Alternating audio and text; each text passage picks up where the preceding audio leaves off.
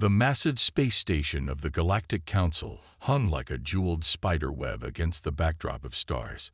5 human ships approached slowly, their sleek hulls reflecting the light of the nearby sun. Though small by galactic standards, each vessel represented the pinnacle of what humanity publicly displayed of their engineering. Admiral Robert Smith stood on the bridge of the flagship Earth's Pride. His weathered face calm despite the whispers and chuckles he could hear through the open communication channels. The alien diplomats weren't even trying to hide their amusement at the size of the human fleet. "Those are their diplomatic vessels," a deep voice rumbled in heavily accented Standard Galactic. "I've seen pleasure yachts bigger than their entire fleet combined." More laughter followed. The massive viewing screen showed the faces of various alien representatives, some with tentacles, others with multiple eyes, and a few that looked almost like living crystals. All of them wore expressions their species used to show mockery or contempt. "Honorable Council members," Admiral Smith spoke clearly, maintaining his professional demeanor. "The United Earth Federation comes seeking peaceful dialogue and potential membership in your esteemed organization." A tall, blue-skinned alien with 4 arms leaned forward in his chair. "And you thought 5 tiny ships would impress us? The smallest member race of the Council maintains a fleet of at least 1,000 vessels." Smith's second-in-command, Captain Tom Wilson, clenched his fists but remained silent. They had expected this reaction. It was part of the plan. "We brought what we felt was appropriate for a diplomatic mission," Smith replied. "Earth believes in quality over quantity." This triggered another round of laughter. A reptilian creature with golden scales spoke next. "Quality? Your ships still use primitive fusion drives. We detected no quantum fields, no dimensional shifting capabilities, not even basic gravity manipulation." The human crew maintained their composure, though some allowed small smiles to cross their faces. If only these aliens knew what was hidden beneath the basic sensor readings they were allowed to detect. The Council's high speaker, a tall being made of swirling energy contained within a transparent suit, raised its appendage for silence. "We have reviewed Earth's petition for membership. While we acknowledge your species' achievement of reaching the stars, you are clearly centuries behind the minimum technological requirements for Council membership." Admiral Smith nodded slowly. "We understand. May I ask what specific advancements would be required?" "Your entire civilization operates on a mere level 3 technological scale," another alien responded. "The Council only accepts level 7 or higher. Come back when you've mastered quantum mechanics and can build proper warships." The human admiral's expression didn't change, but his eyes held a glint of amusement. "And if Earth could demonstrate such capabilities, then prove it," the reptilian creature challenged. "Show us these advanced ships you claim to have." Smith shook his head slightly. "I'm afraid our current vessels are all we're authorized to display at this time. Perhaps in the future." "Excuses," the blue-skinned alien interrupted. "This is a waste of the Council's valuable time. These humans barely understand space travel, and they dare to petition for membership." The high speaker raised its appendage again. "The petition is denied. Humanity may reapply in 50 standard years, assuming you achieve significant technological advancement by then. This session is concluded." As the communication channels began to close, Admiral Smith sent one last message. "We thank the Council for their time. Earth looks forward to future interactions." Something in his tone made a few of the more perceptive Council members pause, but the moment passed quickly. The human ships turned gracefully and began their journey home, maintaining their appearance of basic technology. On the bridge of Earth's Pride, Captain Wilson finally spoke. "That went exactly as intelligence predicted, sir." "Indeed."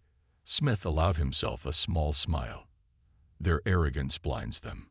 Did they really think we'd reveal our true capabilities in the first meeting?" "Their sensors only detected what we wanted them to see," Wilson confirmed. "The masking systems worked perfectly." Admiral Smith looked out at the stars, his expression thoughtful. "Send word to command. Phase 1 is complete. The Council believes exactly what we wanted them to believe. Now we wait for their next move. The 5 small ships disappeared into faster-than-light travel, leaving behind a council that thought they had just dismissed a primitive species. They couldn't have been more wrong, and soon enough, they would learn just how wrong they were. 3 months after the diplomatic mission, Admiral Smith stood in Earth's primary command center, deep beneath the Rocky Mountains. Holographic displays filled the massive chamber, showing movements of various alien fleets across the galaxy. Red markers indicated increasing military activity among the Council races. They're gathering forces. General Mike Anderson pointed to several cluster points.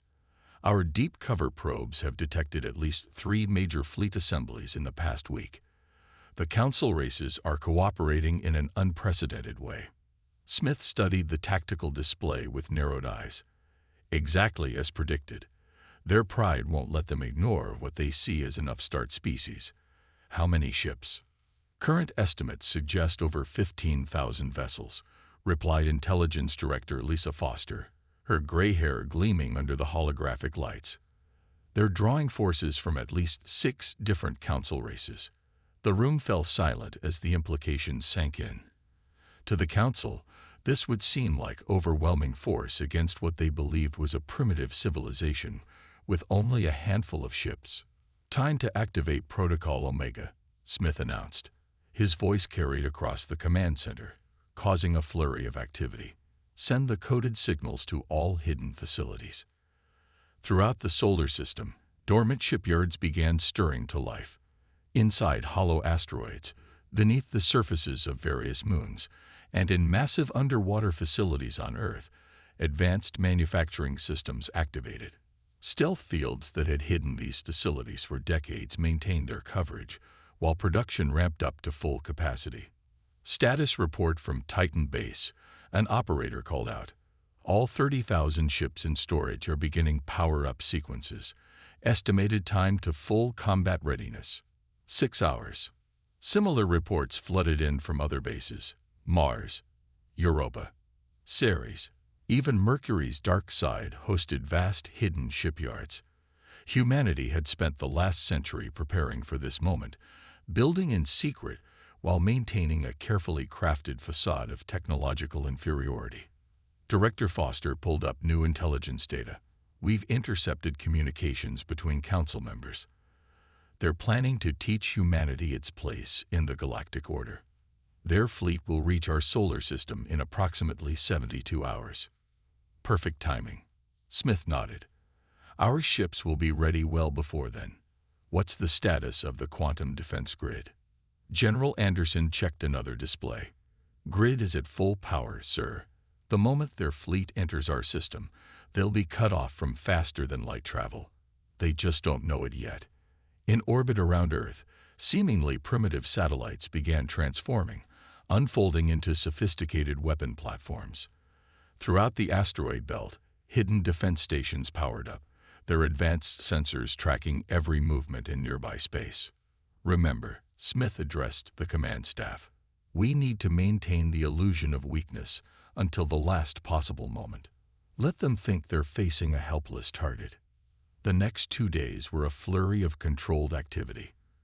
Earth's surface remained calm, its population going about their daily lives, unaware of the massive military mobilization happening in secret. In hidden bases across the solar system, crews boarded their ships, running final checks on systems that were decades ahead of what the Council believed possible. Sir, an analyst called out, we're detecting increased communication between the Council fleet. They're sharing tactical plans for the invasion. Smith allowed himself a small smile. Let me guess, they plan to overwhelm our primitive defenses with superior numbers. Exactly, sir. They're not even bothering with complex strategies. They think this will be simple show of force. In the command center's main tactical display, thousands of green dots represented Earth's hidden fleet, now powered up and ready. These ships weren't the basic vessels the Council had seen. Each one carried quantum drives, dimensional shields, and weapon systems that could rewrite the laws of physics on a local scale. Final status report. Smith commanded. All fleet elements report ready, Anderson confirmed. 35,000 ships distributed across 12 battle groups. Defense grid is operational. Quantum disruptors are primed. Director Foster added, "Our intelligence suggests the Council fleet still has no idea what they're really facing. Their confidence remains absolute." Admiral Smith stood at the Central Command Station, watching as the first warning indicators showed the approaching Council fleet. "Send the coded message to all commands. Operation Revelation is now active. Maintain stealth protocols until my direct order." The solar system seemed peaceful and nearly empty, showing only a handful of human ships moving in normal patrol patterns. But hidden in dimensional pockets, powered down behind stealth fields, and concealed within hollow asteroids, humanity's true fleet waited. The trap was set. Now they just had to wait for their overconfident visitors to spring it. The alien armada emerged from faster-than-light travel at the edge of the solar system, their massive ships casting long shadows across the void. 15,000 vessels of various sizes and designs filled space, their weapons already charged and ready. The Council fleet commanders had expected this to be a simple show of force against a primitive species. From his position in the underground command center, Admiral Smith watched the tactical display as enemy ships spread out in a standard attack formation. Their confidence was evident in their loose spacing and casual approach. "They're broadcasting on all frequencies, sir," Communications Officer Mark Peters reported. Translating now. The alien message boomed through the command center speakers. "Attention, primitive human civilization. You have been deemed a potential threat to galactic stability. Submit to Council authority immediately or face annihilation. You have 24 hours to surrender your planet and all colonies." Smith exchanged knowing looks with his command staff. "Send our response. This is Admiral Smith of Earth.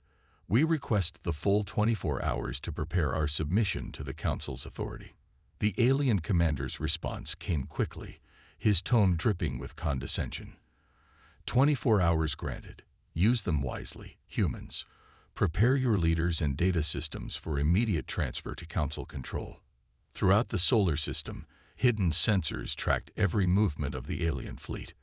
The invaders were positioning themselves exactly where Earth's military had predicted they would, falling perfectly into the prepared trap. "All stealth systems functioning at peak efficiency," reported Technical Director Jane Cooper. "Their scans are only detecting our decoy ships and installations. The quantum masking field is holding perfectly." Deep within asteroid bases and hidden lunar facilities, thousands of crew members boarded their advanced vessels. Each ship was a masterpiece of human engineering, incorporating technologies that the Council races thought impossible for Earth to possess. "Status update from all battle groups," General Anderson called out. "Group Alpha through Lima report ready for instant deployment. All weapons systems primed but cold. Dimensional shields at maximum capacity." Hour after hour passed as the alien fleet maintained their position, obviously expecting Earth to spend the time in panic and desperate preparation. Instead, humanity's hidden forces were methodically moving into perfect striking positions.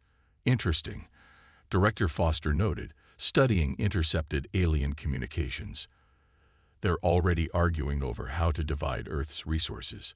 Some of them are placing bets on how quickly we'll surrender." Smith allowed himself a grim smile. "Record everything. This will make for an excellent case study in military intelligence after it's all over." As the deadline approached, activity increased among the alien ships. They began moving into attack formations, their weapons powering up to full capacity. Their sensors continued sweeping the system, detecting only the few decoy ships that Earth allowed them to see. 6 hours to deadline, sir, Peters announced. "The alien commander is requesting a video conference."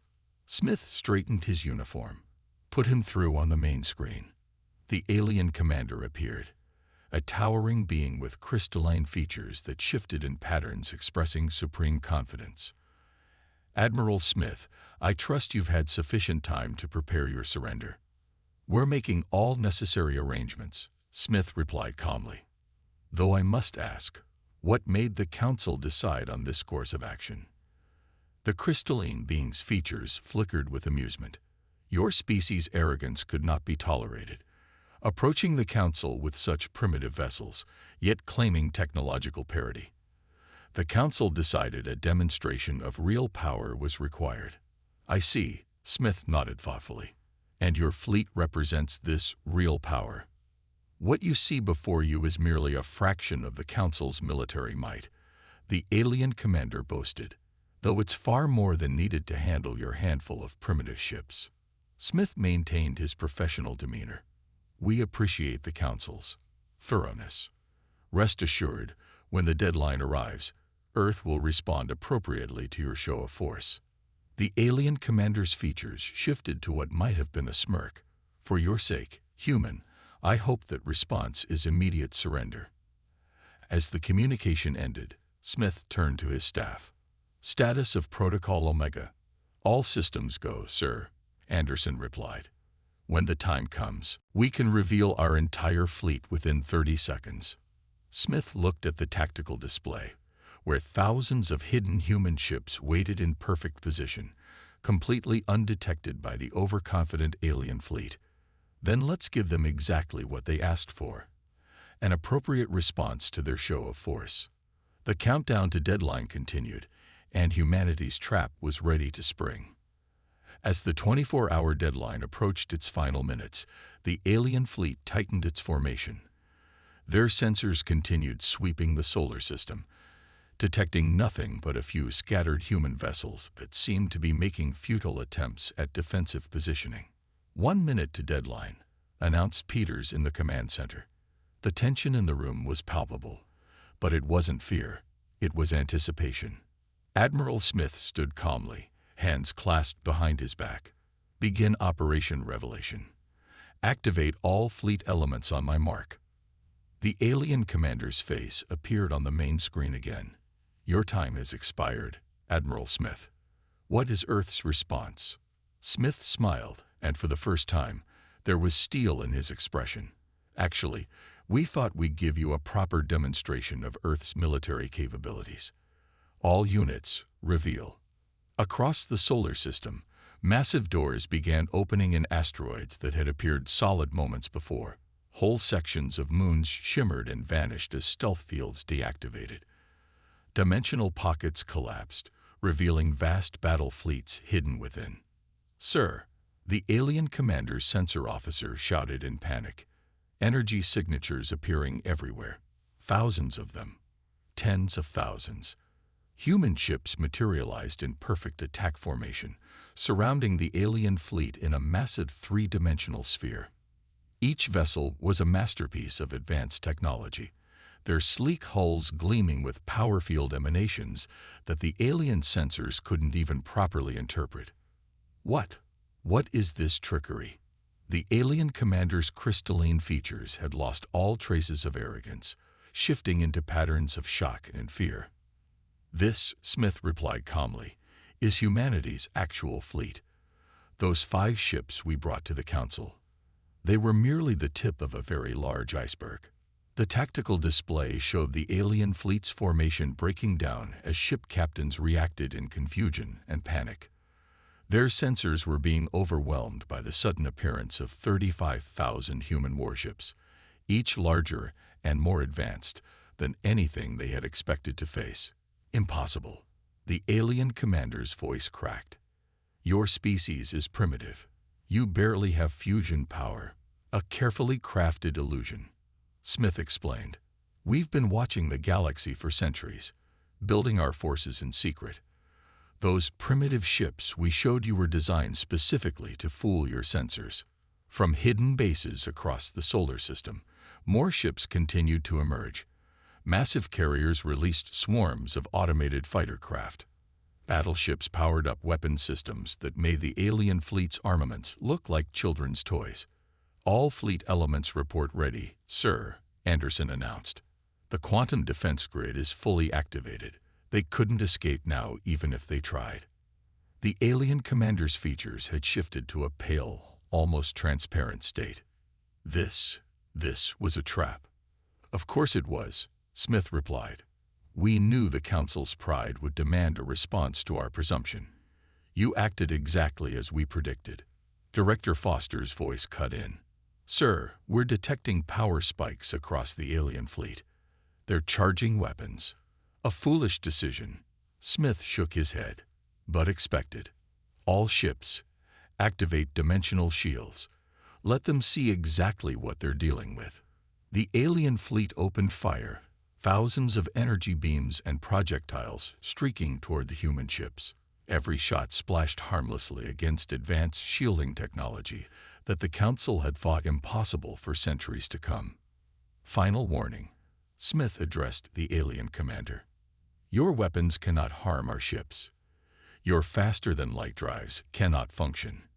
You are completely surrounded. Stand down now, and we can discuss terms. The command center watched as panic spread through the alien fleet. Ships began breaking formation, captains trying desperately to find a way out of the trap they had willingly entered. How? The alien commander's voice was barely a whisper. How did we not know? How did we not see? Because you saw what you expected to see, Smith answered. You were so convinced of your superiority that you never considered we might be hiding our true capabilities, a fatal mistake in both diplomacy and warfare. The tactical display showed the human fleet tightening its formation, 35,000 ships moving in perfect synchronization to complete the encirclement of the alien armada. Now then, Smith's voice carried the weight of authority earned through decades of preparation. Shall we discuss the terms of your surrender? The trap had sprung, and the hunters had become the hunted. The alien fleet hung motionless in space, surrounded by humanity's revealed military might. Their initial shock had given way to desperate attempts to understand the technology they were facing. Sensor officers across their ships worked frantically to analyze the human vessels, but most of their readings made no sense. Impossible. The alien fleet's chief scientist reported to his commander. Their ships are manipulating quantum fields in ways we thought theoretically impossible. The energy readings, they're operating on principles we don't even understand. Admiral Smith watched from the command center as the alien fleet's formation continued to deteriorate. Some ships clustered together defensively, while others drifted in apparent confusion. Sir, Technical Director Cooper reported, they're attempting to scan our quantum drive systems. Should we let them see? Smith nodded. Let them look. Time to show them exactly how primitive we are. The human fleet's engines powered up to full capacity, quantum fields rippling visibly across space. The alien sensors attempting to analyze them simply overloaded and shut down. These readings can't be right. The alien commander muttered, his crystalline features clouded with disbelief. Your ships appear to be generating localized reality distortion fields. That's beyond even the most advanced council races. Correct, Smith replied. While you were laughing at our primitive ships, humanity was perfecting technologies you thought impossible. Those fusion drives you detected earlier, simply a cover for our actual propulsion systems. To demonstrate, a squadron of human ships performed a series of maneuvers that defied conventional physics. They turned at angles that should have torn them apart, accelerated without any visible propulsion, and seemed to briefly exist in multiple locations simultaneously. All ships, activate dimensional shields at full power, Smith ordered. Let them see what they're really facing. The human fleet suddenly blazed with energy as their true defensive systems activated. Each ship became surrounded by a multilayered field that bent both space and time around it. The alien fleet launched another desperate barrage of weapons fire. Energy beams, plasma torpedoes, and exotic particle weapons splashed harmlessly against the human shields. Some shots seemed to curve around the ships entirely, while others simply ceased to exist as they hit the dimensional barriers. As you can see, Smith explained calmly, your weapons are useless against our defensive systems. We've had centuries to perfect our technology while maintaining the illusion of being primitive. In the command center, Director Foster monitored the alien communications. They're trying to call for reinforcements, sir. The quantum disruption field is blocking all their long-range communications. The alien commander's voice had lost all its previous arrogance. What are these shields? How are they stopping our most powerful weapons? Dimensional shielding, Smith replied. Your weapons aren't being blocked. They're being shifted into alternate dimensions before they can impact our ships. Would you like another demonstration? A single human destroyer broke formation and approached the alien fleet. Despite their situation, several alien ships opened fire. The destroyer's shields created visible distortions in space as they redirected the incoming fire into other dimensions. Fascinating, the alien science officer muttered, forgetting himself for a moment. They've somehow mastered dimensional engineering at a level we thought impossible. The energy requirements alone should be beyond our capabilities. Smith finished for him. That was the point of our deception. While you were underestimating us, we were developing energy systems that make your antimatter reactors look like primitive batteries. The human ships began moving in perfect synchronization, their quantum drives allowing them to maneuver in ways that seemed to ignore the laws of physics. The alien fleet was now completely surrounded by a wall of technology they couldn't even properly detect, let alone fight. Final systems check complete, Sir, Anderson reported. All ships report their quantum weapons are charged and ready. Targeting solutions are locked. Smith addressed the alien commander one last time. Your fleet is trapped. Your weapons are useless. Your ships are completely at our mercy. I suggest you consider your next actions very carefully. The alien commander stared at the tactical display, watching as 35,000 human ships, each more advanced than anything the Council possessed, waited for his decision. His crystalline features shifted to a pattern that indicated complete submission. The balance of power in the galaxy had just shifted dramatically, and everyone knew it. Despite the overwhelming display of human technological superiority, pride overcame reason in the alien fleet. A group of hardline captains, unable to accept their complete outmaneuvering by a primitive species, made the fatal decision to attack. Multiple enemy ships breaking formation. Anderson called out. They're charging weapons and moving to attack positions. Admiral Smith shook his head sadly. So be it. All ships, execute Battle Plan Delta. Show them exactly what they're dealing with.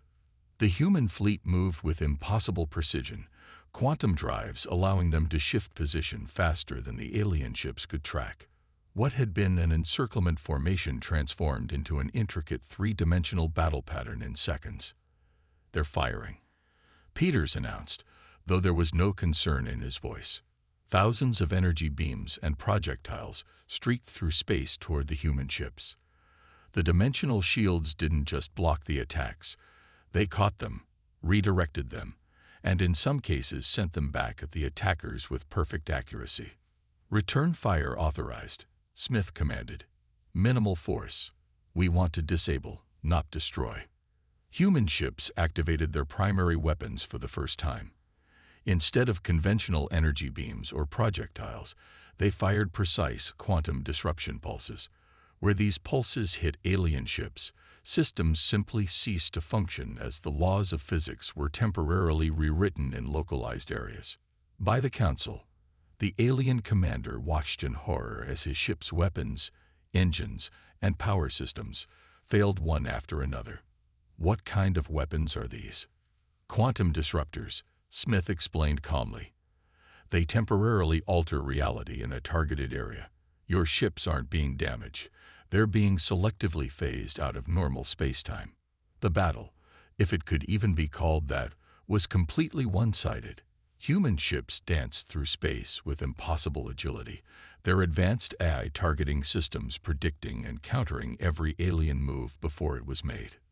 Sir, Director Foster reported, the alien fleet is in chaos. Some ships are trying to surrender, others are still attempting to fight, and a few are trying to flee despite the quantum barrier. A particularly aggressive alien dreadnought charged directly at Earth's defensive line, firing every weapon it possessed. 3 human cruisers responded, their quantum fields intersecting to create a space-time distortion that simply removed a cylinder of space containing the dreadnought's weapons. The massive ship sailed through harmlessly, now effectively disarmed. "Status report," Smith ordered. "80% of enemy fleet effectively neutralized," Anderson replied. "No casualties on our side." Dimensional shields holding at full power. Not a single enemy shot has penetrated.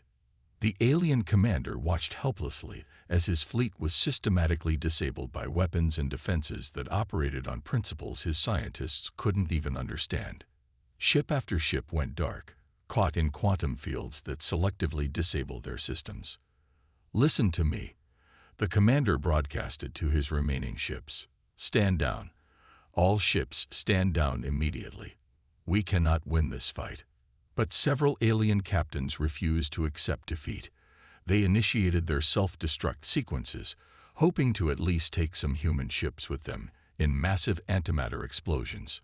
"Detecting multiple power core overloads," Cooper warned. "Contain them," Smith ordered calmly. Human ships fired precision quantum pulses that created localized time dilation fields around the self-destructing alien vessels. The explosions appeared to happen in slow motion, giving other ships plenty of time to evacuate nearby space. The human fleet's dimensional shields easily contained the blast effects. Within minutes, it was over. The entire alien fleet hung powerless in space, their weapons disabled, their engines dead, their communications silenced. Only life support and basic systems remained functional, a deliberate choice by the human attackers. "All enemy ships neutralized," Anderson confirmed. 70% disabled, 20% surrendered, 10% destroyed by their own actions, 0 human casualties. Admiral Smith opened a channel to all ships, both human and alien. "This battle is over. To those who surrendered, you will be treated fairly. To those who were disabled, your life support will remain functional while we arrange your recovery. Let this be a lesson about underestimating other species." The solar system fell quiet again, though now it was filled with the visible evidence of humanity's true power. 35,000 advanced warships held position around the defeated alien fleet, their quantum fields shimmering in space like a declaration of a new era in galactic politics. The Galactic Council chamber was eerily quiet as Admiral Smith stood before them again. This time, however, there was no laughter, no mockery. The representatives of the most powerful spacefaring races sat in stunned silence, watching footage of the recent battle. "As you can see," Smith explained, gesturing to the holographic display, "humanity has been far from primitive for quite some time. We simply chose to keep our true capabilities hidden until they were needed." The high speaker's energy form flickered with what might have been agitation. "Why maintain such an elaborate deception? Why pretend to be less advanced than you are?"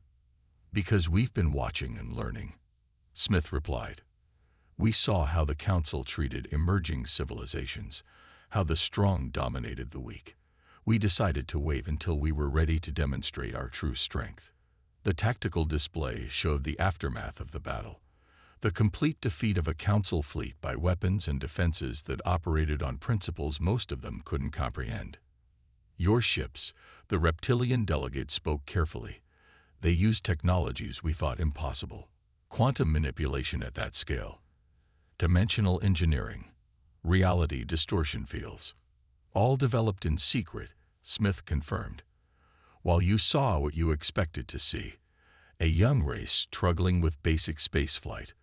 We built shipyards throughout our solar system and perfected technologies you thought were centuries away."